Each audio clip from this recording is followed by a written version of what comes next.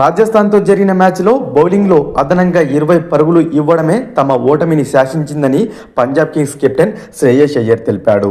IPL 2025 సీజన్లో భాగంగా రాజస్థాన్తో శనివారం జరిగిన మ్యాచ్లో సమిష్టిగా విఫలమైన పంజాబ్ కింగ్స్ జట్టు 50 పరుగుల తేడాతో చిత్తయింది.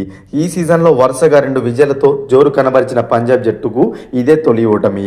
ఇక మ్యాచ్ అనంతరం కెప్టెన్ శ్రేయస్ అయ్యర్ మాట్లాడుతూ ఏమన్నాడంటే, నిజం చెప్తున్నా, ఈ వికెట్ పైన 180 పరుగుల లక్ష్యమే ఎక్కువ.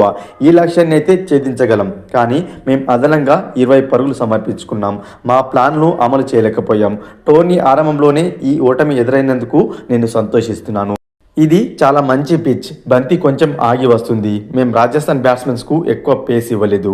పార్ట్నర్షిప్స్తో ఈ టార్గెట్ని ఛేదించవచ్చని భావించాను, కానీ ఈ ఓటమి నుంచి చాలా విషయాలైతే నేర్చుకోవచ్చు.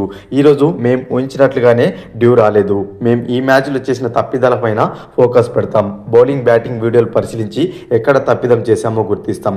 వరుసగా వికెట్లు కోల్పోవడం మా విజయ అవకాశాలను దెబ్బతీసింది.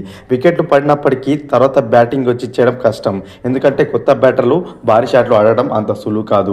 ఒత్తిడిలోనూ నేహల్ వధేరా అద్భుతంగా ఆడాడు. అతని బ్యాటింగ్ చూస్తూ నేను ఎంజాయ్ చేశానని శ్రేయస్ అయ్యర్ కామెంట్ అయితే చేశాడు. ఫ్రెండ్స్, ఈ వీడియో కనుక నచ్చినట్లయితే లైక్ చేసి షేర్ చేయండి ఫ్రెండ్స్.